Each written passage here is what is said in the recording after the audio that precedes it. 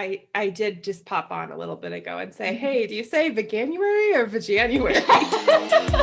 And the minute I said vag, I knew that I was wrong.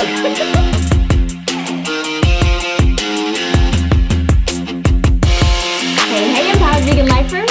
Ella here with my co-host. Hey, Stephanie. Hey, Ella. I missed you last week. I missed you so much. Not that Vegan Try Guys isn't great. Oh, he's phenomenal. That accent, I kind of lost what he was actually saying sometimes because I was like, oh, that's nice. Well, you know what? I love the British accent. Yes. I also like South Africa and Australia. Yes. But I am not 1,000% sure that if I was blindfolded and you had three different people, if from those countries or continents, that I'd be able to tell the difference. What about you? I think I could tell the difference. Yeah. Yeah. But I do have lots of friends that are from those countries. And so listening to them speak, I think I would probably more clue into that accent sounds like this person. And I know they're from Australia or, you know, whatever, what have you. So that makes sense. Yeah. Speaking of foreign countries, I'm traveling next Friday. Yes. And where are you going? Someplace very foreign. Very foreign, all the way to Virginia. All the way there. But they have accents there too, so. They do have accents, and therefore it seems like it fits in. Yeah. Okay, well, you know, in these COVID times, any travel is welcomed in my eyes. Holy cow, you know, I'm used to traveling a lot. Yes, usually every other week, basically. And I've been home now for almost a year, and it feels good and it feels strange at the same time. So yes, you are traveling all the way. It might as well be Antarctica in these COVID times. Exactly. Yeah. And do you know who else is braving the trip with me? I'm going to take a guess. What? Shy. So I am like on a mission to make her comfortable on this trip. Yeah. So I have ordered some supplies, including a puffer coat. Yes, she has a puffer coat coming. Yes. It's cold up there, right? Compared to Miami, at least. Not compared to where you are, but yes, compared to Miami, it is cold. So she's going to be bundled up. And then I got her a new, one of those front carrier packs. Yeah. It's a nice way of saying, I don't know. Is a baby Bjorn? Is that the thing where they're on your chest? Yes, my kids have them. Yeah. Okay. Yeah. I got one of those, and I'm gonna walk through the airport with that thing, and I'm gonna walk through it proud. I would expect nothing less of you. And I'm gonna videotape it for you guys because yes, I will get looks. I am ready for that. We're gonna we need video footage. Oh my God, can you see me walking through the airport, a little shy, you know, on my chest with her little feet and arms sticking out, just looking so cute. And me, you know. I can't wait to see her in the puffer jacket. Yes, it's bright pink. I love that. I had to go with our, you know, sexy fit vegan colors. Of course. Yeah. Of course. You know, Hemi is the first dog that we've ever dressed up. Really? We haven't had dogs that were terribly interested in it, but Hemi just is, you know, whatever goes, you know, and he has a Chiefs jersey.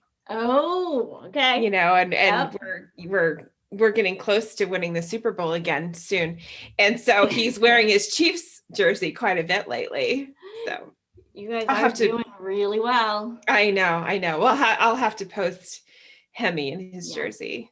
Absolutely. Yeah. Shy's got a Tar Heels jersey, a Miami Heat jersey, a Carolina Panthers jersey. What else? think those might be her only jerseys. She needs a Chiefs jersey. I'm going to have to remedy that very quickly. They are the champs, and she knows you like the back of her hand because of our Zooming. Like she knows your voice. I love Shy. I just want to cuddle her up. she's not necessarily a cuddler. I think Hemi's probably a better cuddler, but. Well, I'm not much of a cuddler either. So when I want to cuddle something up, I want to do it for about a minute and a half, and then I want to be done.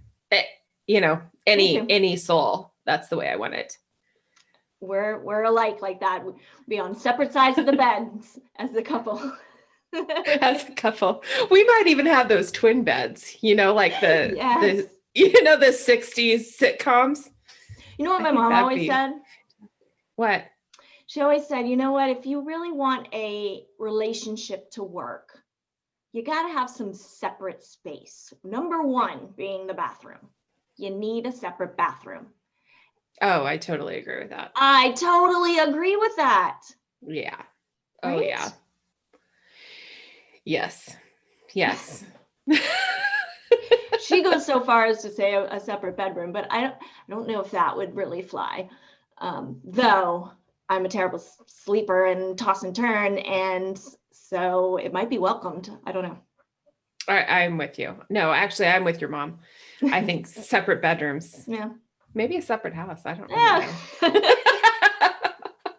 Maybe have separate husbands or wives as well, Yeah, absolutely. Take it to the next level. Oh my gosh. Just kidding, John. Mm-hmm. Yeah. Anyway, shout outs. Yes. Yeah. Who's your shout outs? Let's do it. My shout out this week is to Dr. Michael Clapper. Oh, yes. If you guys don't know Dr. Michael Clapper, you got to listen to another episode that we have that I never remember the numbers, but it's on plant-based telehealth. They started a new service, and I actually signed up for an appointment. I love this. How was the appointment?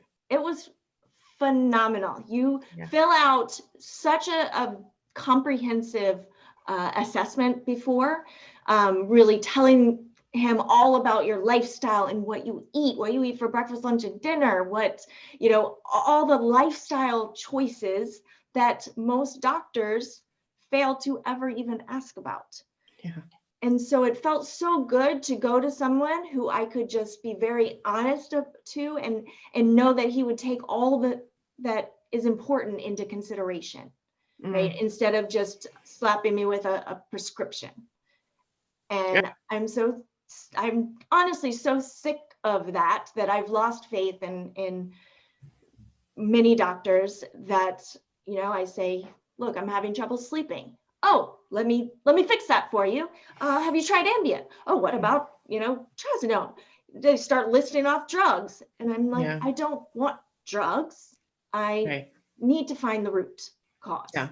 And so it was so refreshing to be able to communicate with a physician as knowledgeable as him, who could look at the big picture and take into consideration, all my lifestyle choices, all my history, everything I was telling him. It was very refreshing. He sounds incredible. He is, and he's so sweet to me. He always compliments me, and he talks about my energy being so wonderful, and it makes me smile because he's one of my idols, and he seems to, he says positive things about me too. So. Well, he's incredible and smart too, then. Agreed. What about you? Well, I have to give a shout out to Alan, the vegan chef. And I have a little story to tell about him that goes along with today, but this is going to be incredibly circular. So follow me here. All right. So I have to say that Alan is an incredible chef, and his Instagram is, don't go there hungry, because your mouth will salivate. You might be licking the screen. Not that I've ever done that or anything, but So, I could never make pancakes. Like I had a pancake reel a really, I don't know, a block with pancakes. And one day he posted this banana pancake recipe. And I just off the cuff DM'd him and I was like, I can't make pancakes. And he walked me through how to make banana pancakes. And I have never made another horrible pancake again. Like Shut he up. got me out of my pancake. Yes, he did. He got me out of my banana pancake rut. Were your pancakes flat before? My pancakes were sometimes flat. Like there was no consistency to my horridness. It was just all bad. In fact, once Alex asked me, and she couldn't have been more than 8, if she could make the pancakes herself. Oh, and no amount of syrup. No amount of syrup. No amount of anything. I mean, they were just bad. They were hard and they were tough. And probably somebody really smart who's listening could tell me exactly what I was doing. But anyway, I'm out of that rut due to Alan, the vegan chef. Well, shout out to him. Yeah. But I thought of him today because I'm going to make banana pancakes today because I had a huge recipe fail today. Just huge. Yeah. What was that? Well, so I'm testing new things for our Vegan Life Coach Academy and testing new recipes. And I thought, hey, you know what? 1 month I want to do kind of a series on freezer meals. Because they're easy. You take them out of the freezer, you dump them in the crock pot, or you put them in the oven, and how great would that be? So I was testing one this week today, and I took it out of the freezer this morning, and it got stuck. And I froze it in a bag, and it kind of got stuck in this little freezer compartment. So I kept pushing and pulling and pushing and pulling, and I got it out, and I was very proud of myself. Until a couple hours later, I realized that it was, it was like coming out of it. I had torn the bag and it was coming out of the holes, and I had put it in some warm water. I mean, it just gets worse, right? Yeah. I put it in some warm water and then it kind of mixed together, and it was bad. And I thought I could rescue it, and I couldn't. I did throw it in the crock pot just to see, but now I'm like, that was stupid idea. So I'm making banana pancakes tonight instead of the freezer meal fail. All right. Well, you know what? You tried. Yes. And if you don't try, we were just talking about this because you can't be afraid to try, right? When you're learning to make your own vegan food, you're gonna have some fails. But there is no failure, only feedback. Yes, and I got some really good feedback today. Don't put that freezer meal in the compartment. I mean, there were lots of don'ts that I learned today, and one go to Alan, the vegan chef, and get his banana pancake recipe, and all will be well. All right, we'll put the link. I will put the link. And speaking of Vegan Life Coach Academy, I'm glad you brought that up because we've got a 48-hour open door coming your way in a few weeks. I'm not giving it away yet, but we haven't opened the doors in months.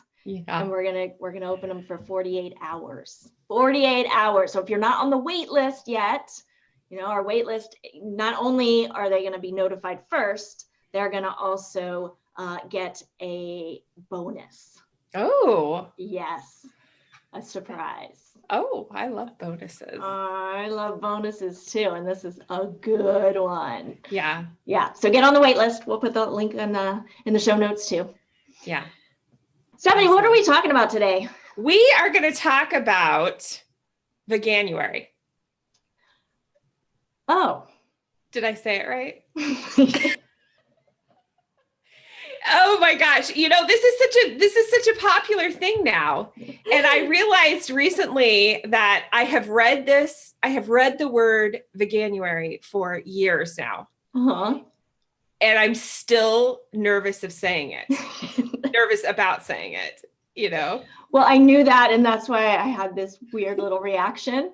Because I didn't know if we were going to admit to our listeners the other way Yeah. that you thought it could have been pronounced. Yeah. Yeah. I did just pop on a little bit ago and say, hey, do you say Veganuary or Veganuary? And the minute I said vag, I knew that I was wrong.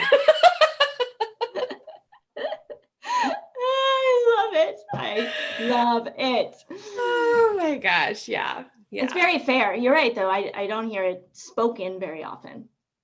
No, you don't. But now I'm going to say it again. Veganuary. Veganuary. Tell us more about Veganuary. So Veganuary started in 2014 by a UK nonprofit organization, and it's an annual challenge that promotes and educates about veganism and encourages people just to follow a vegan lifestyle for the 31 days of January. And participation, I think this is so exciting. Participation has more than doubled every single year since 2014. And now it's just this worldwide event that just invites people to explore the vegan life for the month of January. And I think it's just wonderful. Oh, that is so huge. Doubled? I mean, it has doubled every year, not doubled from 2014 to 2021, doubled every single year. It's amazing. Amazing.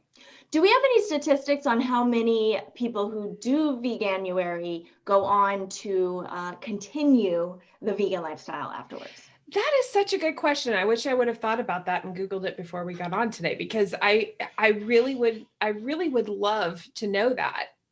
Because it is, it's such a big change. And if people stick with it for 31 days and see those, just see how you feel. Yeah.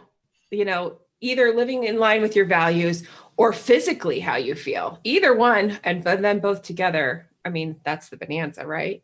It's right there. Yeah. So, but with worldwide attention, we always get some really great questions each year. So, you can go anywhere to get a recipe for Veganuary and suggestions about staying true to the commitment, but where can you go to get your embarrassing questions answered? I know. Where? Here. That's right. Yes. Where no topic is off limits. No topic. You guys know that by now. Yes, exactly. So we've got a few questions that have been asked of us. Probably some of the more embarrassing ones. And so let's just dive in. So we have one of our listeners asking us, I'm on day 11 of Veganuary and I am really gassy. Help. Is it going to regulate, or do I need to just accept that this is the new me? Oh, that's good. It is a good one. Beans that make you fart. The more you eat, the more you toot. Yes. Oh, wait, I messed that up. Leave it to me to mess that up. That was such an Ella-ism. I was just going to go right on by it. You did. You were going to. But no, we can't go by it. We have to acknowledge it, because I'm okay. Yes. You know what? I'm okay being me. And that is part of me, is messing things up like that. So beans, they're good for your heart. The more you eat, the more you fart. Yes. Okay. Yes. Correction, right? That's right? I think so. Although my Midwestern nice, it was beans, the magical fruit. Oh. The more you eat, the more you toot. The more you toot, the better you feel. Let's have beans for every meal. Oh, wow. There's a different Midwest version than East Coast. I think there is, because I guess it's acceptable to say fart on the East Coast and toot in the Midwest. I don't know. Toot is more polite. Toot.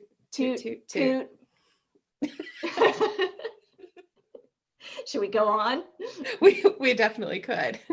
Oh my God. Speaking of tooting, I have to tell you that the older Shy gets, the more she farts. I'm so sorry, Shy. I'm talking about you. She farts all the time now, but they don't stink. They're very cute little farts. I can totally relate to that. Yeah. Because I feel that way after I had children. Just gonna say your dog. I was gonna say my dog, but it's really about me. After I had children, things just happened, but they don't stink either. Well, there we go. See, no topic off limits. No topic off limits. No topic off limits. Yes. Yeah. Well, let's talk about this because this is a very common occurrence and a very common question that people have. So yeah, what do you say, Stephanie? Well, yeah. So just some practical advice. The short answer of this is that your body does adjust and you are going to experience this less. And just because right now you are just getting a whole lot more fiber than you're used to and eating foods that are new or in new quantities, and your body just needs some time to make that adjustment. This is actually kind of a good thing. This is your gut making the way for a healthier microbiome. So even though being gassy can definitely be uncomfortable and it can be embarrassing, it's actually a really good sign that the body's digestion is working really hard to make that shift for you. So gassy is good. Gassy is good. There we go. Yes. Yeah. You got to make those adjustments and it takes time. It takes time. So, one thing that helps is staying hydrated. Yeah. Making sure you're drinking a lot of water every day and staying hydrated. Another thing is chewing your food thoroughly. Yeah. Yeah. And I talk about this all the time. I learned this from you. Really, it's to help that digestion start in your mouth rather than start in your belly. Yes, this is something that was huge. Oh my gosh. And I can't believe my shout out was to Dr. Clapper because it was thanks to him. Oh, wow. I told him this too. Yes, it was on the Holistic Holiday at Sea vegan cruise many years ago. He was speaking and talked about the importance of chewing your food to a paste before swallowing, which sounds absolutely disgusting. But I made a commitment to do it and everything changed for me. Everything changed for me. I know I've talked about this quite a bit, but I will be forever grateful to Dr. Clapper for me not having gas anymore. So, I love it. It's really, if you haven't tried this mindful eating thing, especially this chewing your food to a paste thoroughly before swallowing, if you need to count, 20 to 30 chews, it's going to seem excessive. But the difference that could make in your digestion and the amount of gas you experience is huge. Yeah. Yeah. What else? I would agree with that. So cooking and some things that you can do food wise. If you're using a lot more beans and lentils, make sure that you're rinsing them super, super well, or change your method of cooking. A pressure cooker can take some of that away too. Ginger and peppermint. If you're already gassy, you're already feeling bloated, a little bit of ginger tea, a little bit of peppermint can really help that. And then finally adding some probiotics in. Now, you can take a capsule, but it's really best to get it from your foods, fermented foods like kimchi, miso, sauerkraut, pickles, all the yummy stuff. Mm-hmm. I love all that some stuff. of those in. Cool. Yeah. Well, there we go. All right. So here's question number 2. What's the deal with soy? Am I going to grow man boobs if I start eating tofu? Oh boy, those man boobs. Man boobs, yes. And I just think this question is always so funny because plastic surgeons are not going around telling women who are coming in for breast augmentation to just go eat some tofu, go eat some soy foods. You know what I mean? So I think that this one's a case of a little bit of, the information's blown out of proportion a little bit, maybe. So I think, this is kind of a case where a little bit of information gets completely blown out of proportion. I know that you've brought up before that these studies are not kind of real world scenarios. They're really the extremes. And so people have gotten really concerned, very concerned about phytoestrogens from plants, particularly tofu, when actually there's a whole lot more stronger ones in animal products. Oh, yeah. So, yeah. To an extreme. I mean, the animal products are coming from animals who are getting fed hormones And, drinking milk is coming from a mother cow.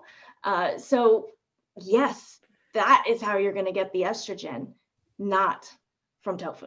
Right, exactly. And if we're talking specifically about man boobs, the medical term for this, and my pronunciation might be off on this too, because I've only read it and never heard it, Gynocastomia. Is that right? Yes, that's how I've heard it pronounced. Oh, okay. Yep. So that's the medical term for man boobs, gynocastomia. And this is linked to any kind of hormone imbalance, not just estrogen, but any kind of hormonal imbalance.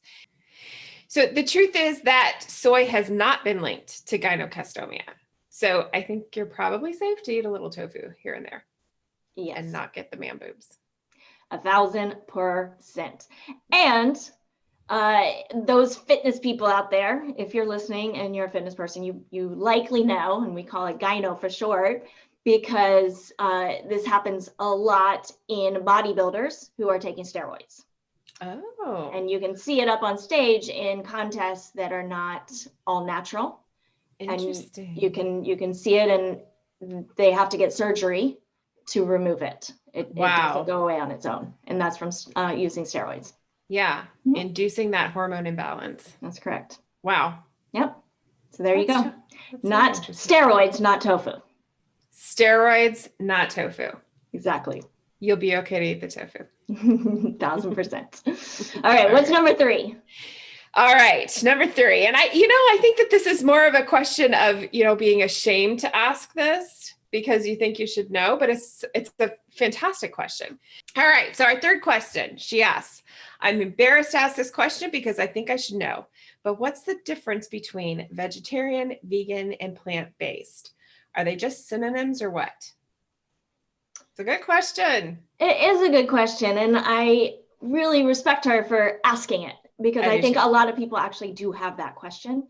I do too. And I think plant-based and vegan, especially those two words, are used interchangeably. Yeah. When they're not. Yeah, exactly.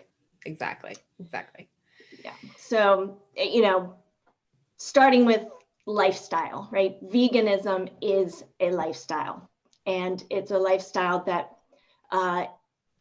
has you working hard not to contribute to the exploitation of animals. And I see it as, a compassionate lifestyle. Mm, yes. And one that you believe that all life deserves respect and to live and to be treated with kindness, and that no animal deserves to suffer at our expense, at our hands. Yeah. So that's where I see veganism. I actually just got a shirt with a definition of vegan that I really like. It says, to love without boundaries defined by privilege or species. Oh, I love that. Isn't that beautiful? I do. I love that. It's just beautiful. And I just love that in my eyes, veganism is about not putting yourself and your needs above others, to not think that you are deserving of more than others. And so I think it crosses all lines, species, sex, race, ethnicity, sexual orientation. To me, it's about treating all life with respect. And so for me, it covers all of those too. I love that. Yeah. What about you? Yeah, I think it is. I think it's living out your ethics in your life, and in your choices. And that, that's the difference between vegan and plant-based. Plant-based is choosing to ingest foods that are from plants and not from animals. And so that's really the difference, is that plant-based is more of a diet choice, a nutritional choice. Yeah, I would call it a diet. Yeah. I mean, it has rules and tells you what you can and can't eat if you're going to be plant-based. I Yeah. like to also take that to the next level and call it plant exclusive, because there are people that say plant-based and still eat some animal products because their diet is based in plants. Yes. But it doesn't mean in their minds that they can't throw in, a piece of fish every once in a while. Oh yeah. Yeah. So I like to call it plant exclusive. I think most people see that as plant-based. But yes, that's a diet choice. And then whole food plant-based, takes that a step further, and it's a much healthier way of eating. Veganism, you can eat vegan junk food all day long, be a very unhealthy vegan, or you can be a whole food plant-based vegan, or you can be a combination. So yeah, find your balance. Find your absolutely. balance. Absolutely. Yes. So, and then vegetarian is simply not eating animal flesh. Yes. Yeah. Adding in dairy and eggs and honey and all and things that, come from animals. Come from the byproducts. Yes. Just Exactly. not the flesh. So great question. It is a good question. Good Awesome. question. All right. And here's our last one. And we do get this question quite a bit. Do vegans really taste better? Hell yes, they taste better. Oh my gosh, you added that one in. Oh my goodness, I didn't see that before. I love that. And yes, they do. Absolutely. That's an easy one. That's an easy one. It A has good a one one-word answer. A good one to wrap it up on. We can leave it right there. We could have a whole episode on that, but that'll be separate. Right. That might be on a different channel. I think we'll have to tick the explicit box on that one. E. Amazing. Oh, well, thanks for putting that together, Stephanie. You are welcome. My pleasure. All right, you guys, that's going to do it for us today. Thanks for listening. If you like what you hear, please take just a moment to give us a quick review, give us some stars, and of course, share this with your family and friends. Everybody who's into this wants the people around them to get it too, right? Yeah. And so our goal is to bring it to you in a positive, humorous way that would even appeal to people that aren't quite sure they're ready to start down the path. So give it a shot, share it with your friends and family, and we'll see you on the next one. Until next time.